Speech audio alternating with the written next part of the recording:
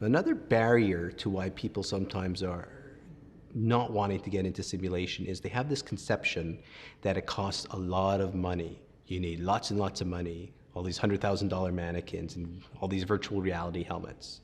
But that's not the case.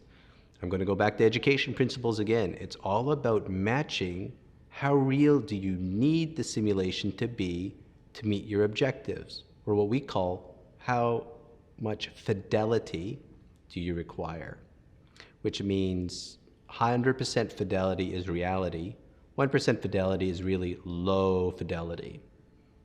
And so let me give you an example of a really low fidelity simulation. Right here, I have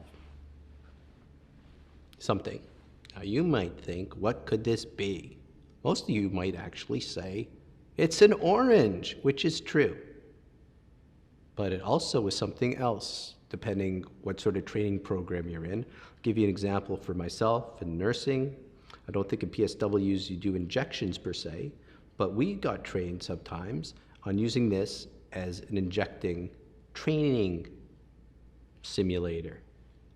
So the whole point is, it's an orange, but part of that principle I was telling you about before is you have to engage someone's imagination a little bit to say, well, imagine this orange is like skin, and you're going to inject it and learn how to use it in that way.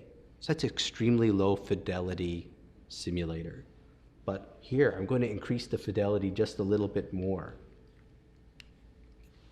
Yes, it does cost a little bit of money to actually get a marker, but you might already have one.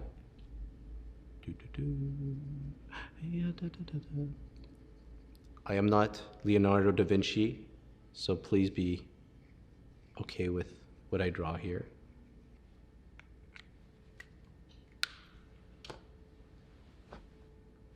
So here we have another simulation, maybe a little higher fidelity than last time, but usually when I flash this around to people, people make faces like this, or they say, wow, it's sad, or it's a sad orange. Well, oranges can't be sad, yet somehow people are getting an emotional response from me putting magic marker on an orange. So as you can see, there's many different levels of fidelity.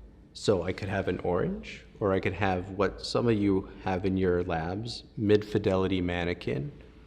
Some places have high-fidelity mannequins, but they cost lots of money. It gets back to, what do I really require for my curricula? How detailed do I need to actually have my role players? Do I need a standardized patient, somebody trained in the ability to do a role over and over again and give feedback? Or can we actually do the role playing with our own resources in our own center, because that's all we require for this? Do I need just somebody to stand there with an IV pole or whatever it's going to be? Or how detailed do I have to make the scenario? Do I just need a couple of broad brushstrokes, or it has to be highly detailed to really get people into this? And again, it'll always tie back to what are your objectives and what's the context of your learners.